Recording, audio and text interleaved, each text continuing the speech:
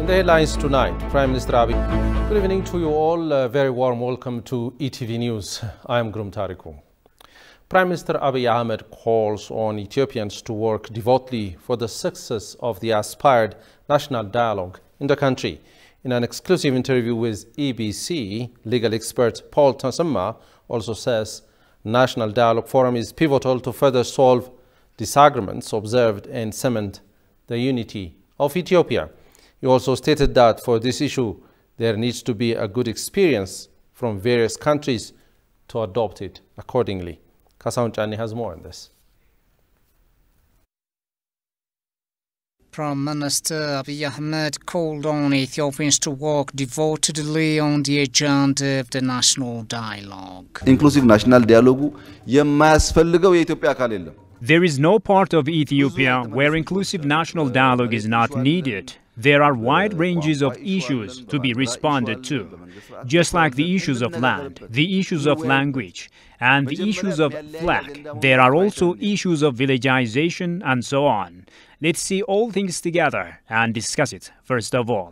Meanwhile, in an exclusive interview with EBC, Paul Tasamma, the legal expert, underscored that National Dialogue Forum is fundamental to further solve disagreements observed in many issues and cement the unity of Ethiopians.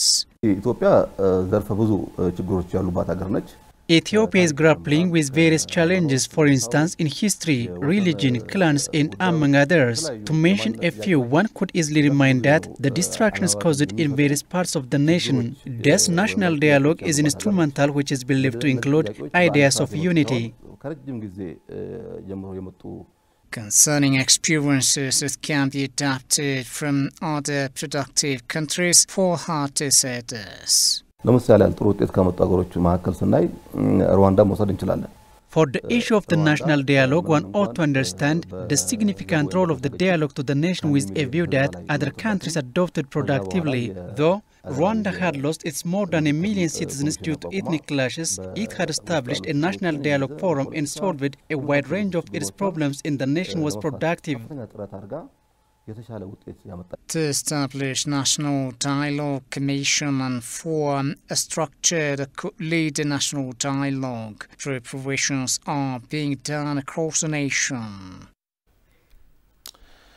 In Ethiopia, we are blessed with indigenous, homegrown wisdom and cultural values that can be used to tackle crisis and bring about reconciliation and national dialogue.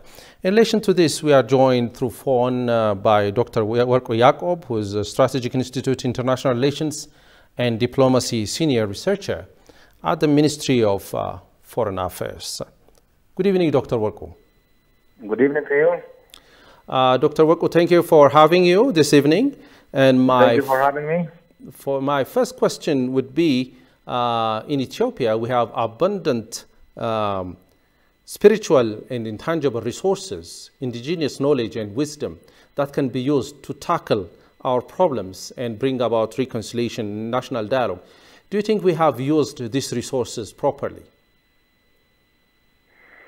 I would say so far that the question has to do with yes or no. However, we did not use this, our own philosophical understanding about solving issues. We did not use it adequately, and if we could have used it adequately, we would have solved a lot of problems, inherent problems, which has been really a point of disagreement in various aspects of the country for many years. Okay, Doctor. Talking about the forthcoming national dialogue and reconciliation, do you think it should be restricted with registered political parties, or do you think it can be done with the involvement of different segments of the society? Primarily, the national dialogue is very important for it should be all inclusive. It should include all segments of the society. However, in the country, what we observe is that the disagreement is popping up now and then among the political elite and other actors. So therefore, the major bargain should be between political elites, but it should be all-inclusive. But the majority of the people, they don't have a problem as such, because the demand of the majority of the Ethiopians is advancing development, fulfilling their infrastructure needs and other needs. Otherwise, in ideological level, they don't have a contradictory views. So the part of the society which has been holding a contradictory view over, for instance, national anthem or even in many aspects is only the political elite. So the major bargain and dialogue should be among the political elite of the country. Finally, Dr. Worku, what's your recommendation with regard to implementation plan to avoid national dialogue risks? What should be the roadmap and having a clear roadmap towards having the national dialogue? Yeah, national dialogue, it has to do with the trust. So the people who are going to engage within the national dialogue, they should trust the process in the first place. So that will happen. The process has to be transparent. So I think the government is trying to make that happen, but it should be throughout the process, it should be transparent, and it should engage all voices without neglecting or without sidelining any view which could possibly be entertained. So if the content of the discussion has to focus, if it focuses on issues of the people who raise, then it will avoid any foreseeable problems. So it should be all-inclusive, it should be transparent, and it should not sideline any voices which come along. Dr. Worku Yaqub, thank you for joining us and have a great time.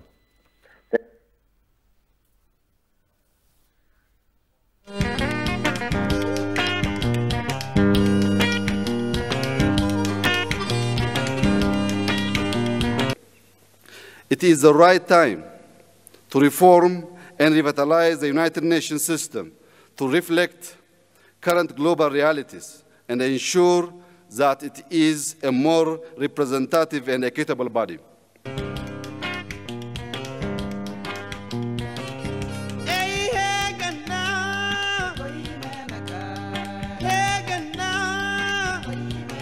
With our Esluini consensus of 2005, we should collectively insist that Africa's reasonable request for no less than 2 permanent seats and 5 non-permanent seats in the UN Security Council be adopted.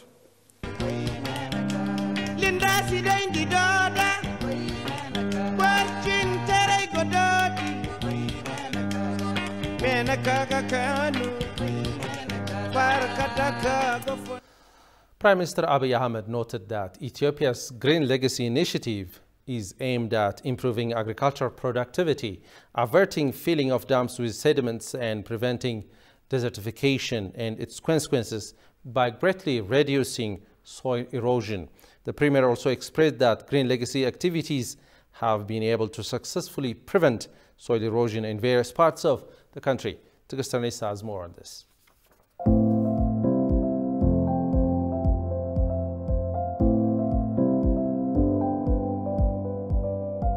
The Green Legacy Initiative is promoted by Prime Minister Dr. Abiy Ahmed. It was launched in 2019 to curb the effects of climate change and deforestation.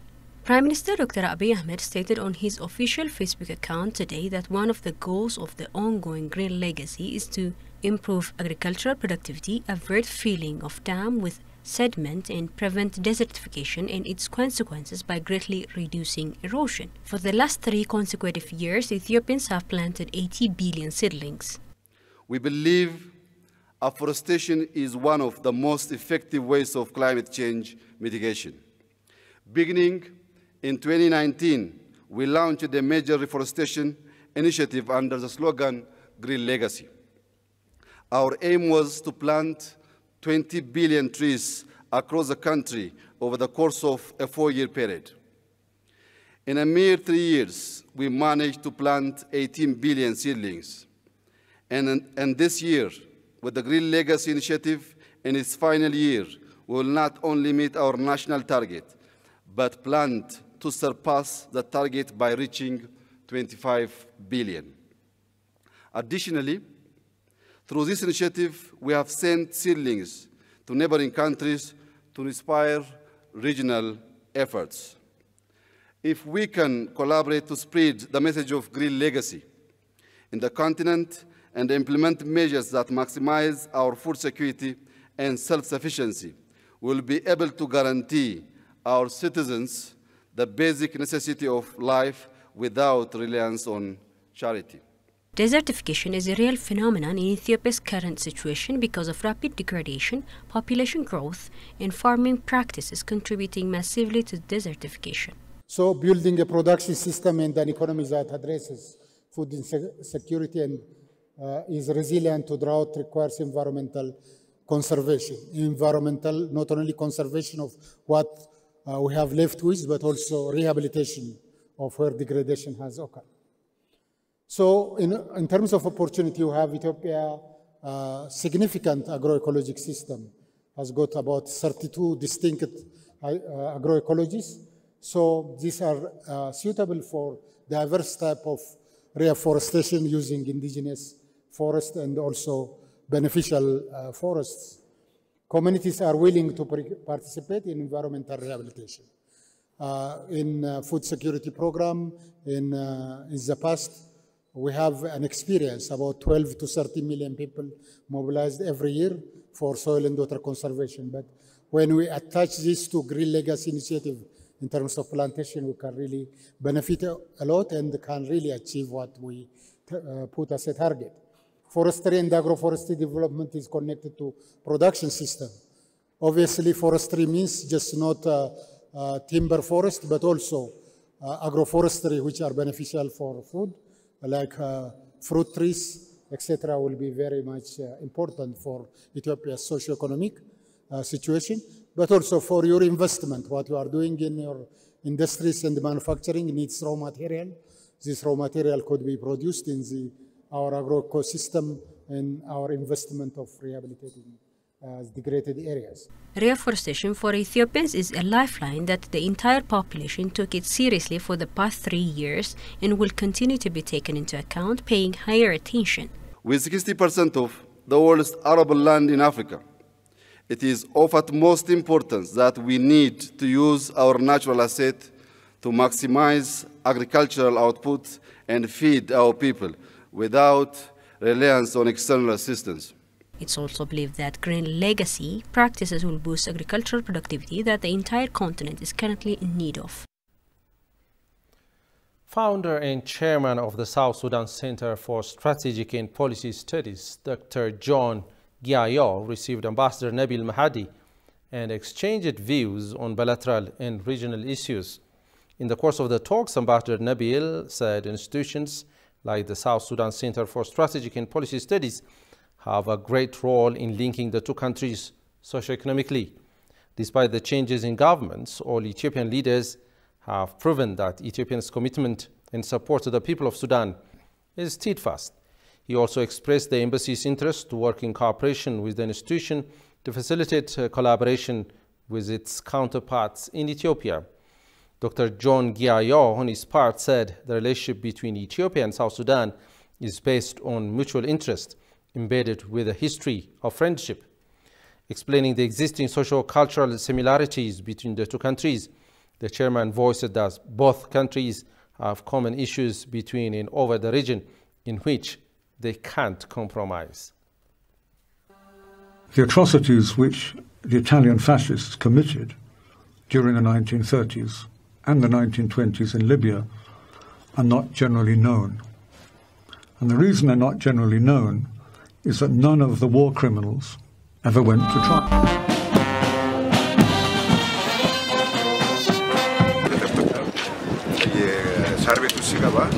ሳርቤቱን በሳት እያቀጣጠሉ ከማቀጣጠላቸው ውጭ አልቀላፈል ለሞሲናቸው ቤንዚንና ናፍጣ እያርከፈከፉ እዛ ውስጥ ያሉት የተደበቁት እሳት ላያቸው ላይ ያለ ለመሸሽ ሲወጡ እነሱን እንደገና በአካፋ ተገደለበት።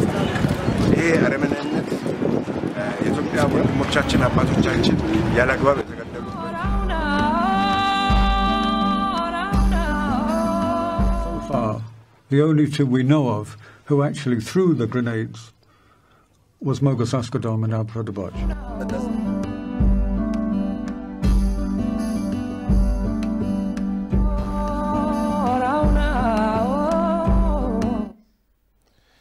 You are watching ETV News. Eastern Africa Association of Anti-Corruption Authorities urged for regional cooperation for successful anti-corruption fight. This remark was made today in the opening ceremony of the 22nd annual meeting of Eastern Africa Association of Anti-Corruption Authorities in Addis Ababa. In this meeting, 8 member states of the association are taking part. Johannes van Town has produced the following story. Take a look.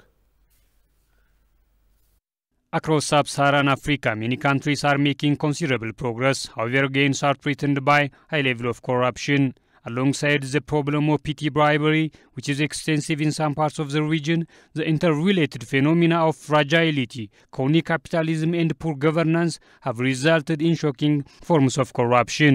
In response, countries have enacted various anti-corruption legal instruments. The Ethiopian Federal Ethics and Anti-Corruption Commissioner Samuel Urkato underscored the need to strengthening the capacity of members of the association to prevent and combat corruption through regional cooperation. In Ethiopia, fighting corruption has become the priority agenda of our government. Indeed, we understand that the government alone will not be able to successfully eliminate corruption. Preventing corruption needs coordination, cooperation, and genuine commitment of all stakeholders, including the government, private organizations, communities, every citizen, and international allies.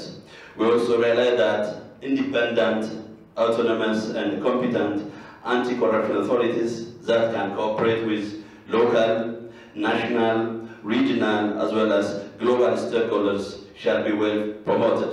So this means we need to give much attention to reform our anti-corruption authorities in terms of institutional system building, strategy, and structures to enhance preventive anti-corruption policy. In an exclusive interview with ETV, the current president of the association from South Sudan, Ngor Kolong Ngor, remarked that the association is working on regional cooperation in fighting corruption. We have something called asset recovery. If some corrupt South Sudanese came here and buy land or buy something here, and he has a case in South Sudan, we have a right to come and write to Ethiopian here to come and confiscate and come and take over the asset. This is called asset recovery between us. Sometimes Ethiopians have a good way of fighting corruption. That example, they used to give it to us, and we used to share it together, and we benefit from it as a South Sudanese, or we benefit from it as a region. Ethiopia is a member of the association and striving to fully engage in the association and working cooperatively. This crime is not an ordinary crime. Corruption by its nature is a cross-border crime.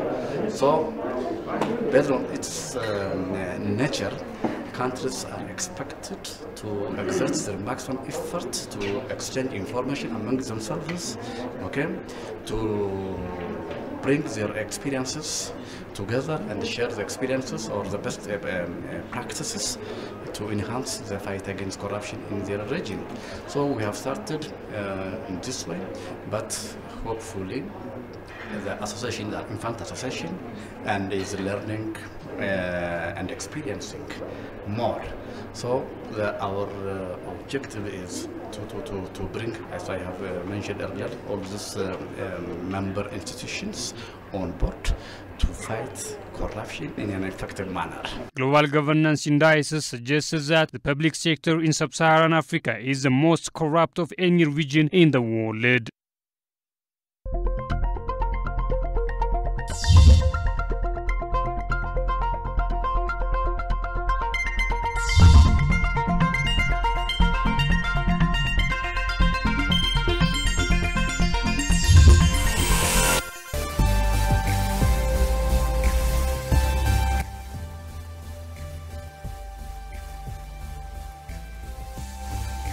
Martyrs Monument or Yakata 12.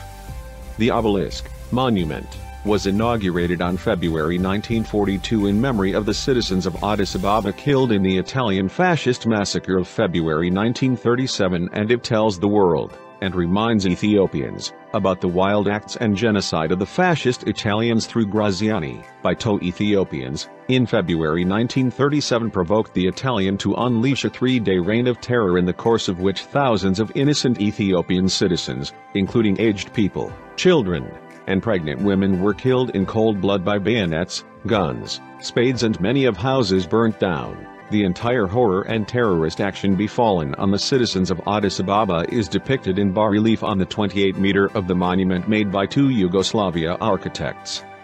In addition, the massacre was narrated by bronze letters carved on open book-like stones on 4 directions around the obelisk.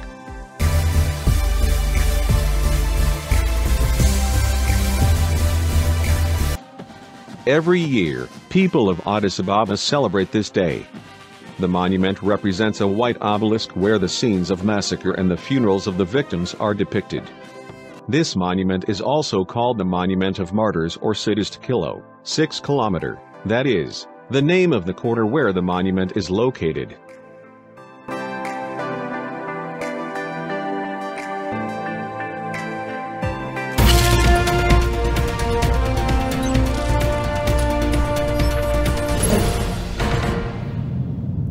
People are expressing their grievances on the measures taken to control inflation across the country, as they are observing exorbitant prices from time to time on the commodities. In an exclusive interview with ETV, State Minister of Trade and Regional Integration Hassan Mohammed stated that the government is undertaking various measures to control the increase in the price of commodities. Shegai Matao has discussed with the State Minister. Inflation is the measure of the rate of rising prices of goods and services in an economy. It is observed exorbitant prices from time to time on the commodities. People are expressing their grievance on the measures taken to control inflation across Ethiopia. In an exclusive interview with ETV, State Minister for Trade and Regional Integration Hassan Mohammed underlined that the cause for inflation is that COVID-19 influence on global value chain across the world. Because of the COVID-19 influence, the production of the world and the global value chain are interrupted, and the global prices of basic commodities has increased, not only in Ethiopia, all over the world. So the commodities we are buying from the world has also increased so much, a very high price, and that has also domino effect for our country. The basic commodities. Hassan also outlined short, medium and long-term various measures are in place to control the increase in price of commodities. And the government has taken so many measures to stabilize the inflation. The buying and selling value chain has increased because of unwanted brokers. We are controlling unwanted brokers to increase the price. That's one thing. The other thing is the government has got a task force to stabilize, which consists of almost 15 to 17 institutions working together. And we are also taking so many other measures, like, for example, weekend, Saturday, Sunday, where buyers and sellers have got a direct contact, buying and selling.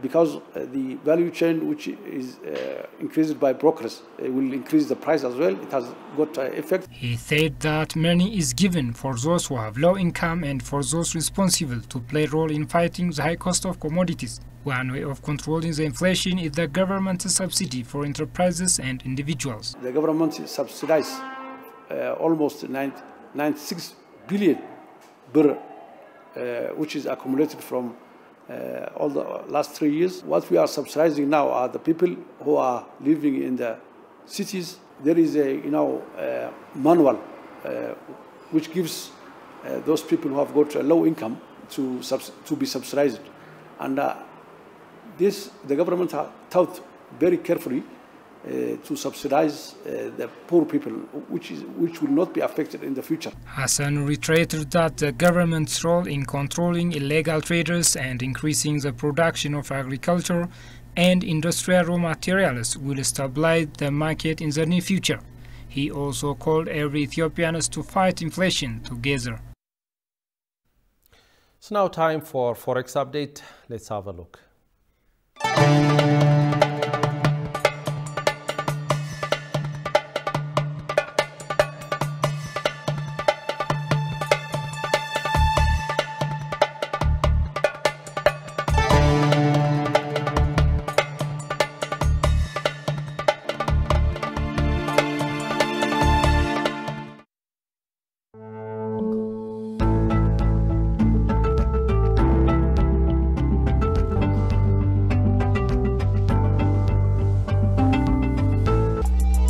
Dropped off here, and we're now going into the Casablanca market. We're gonna do a little bit of shopping, see what they got. Ooh, raspberries. Thank you. Oh, yeah. How much was it? 5, 6, 7. Gotta catch them all. I have never seen more cats in my entire life in one city block. May I touch these? Oh, you like the scratch. 3 kids on a bike. Typical day here in Casablanca. Honestly, the most important thing you have to do when you come to Casablanca is going to the Hassan II Mosque. It is gorgeous inside. And if you're going to go on the tour, make sure you wear shoes you can take off easily, because you do not wear your shoes inside the mosque. They give you a little bag, you put them in, so you have that. Also, when you're in there, you can take all the pictures and flash pictures you want, but no filming when you're in there. But it is gorgeous and you will love it. So right now we are out front of the Grand Casablanca Mosque, and it's absolutely beautiful.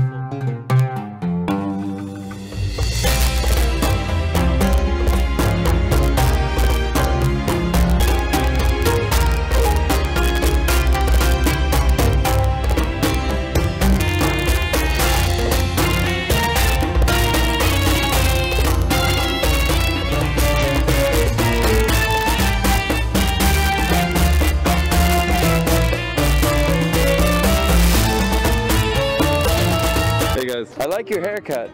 Wow, very nice. There we go. Here we go, guys.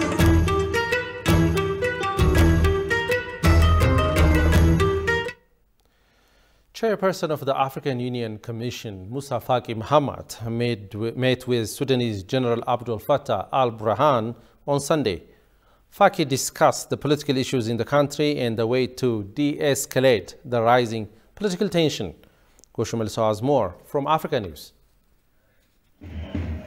Sudan has been racked by a series of demonstrations since Sudan's armed forces, led by General Abdel Fattah al-Burhan, staged a power grab on October 25, sparking international condemnation. The coup, which saw the civilian leadership removed and detained, trailed a rocky transition towards democracy that had started after the April 2019 removal of longtime leader Omar al-Bashir.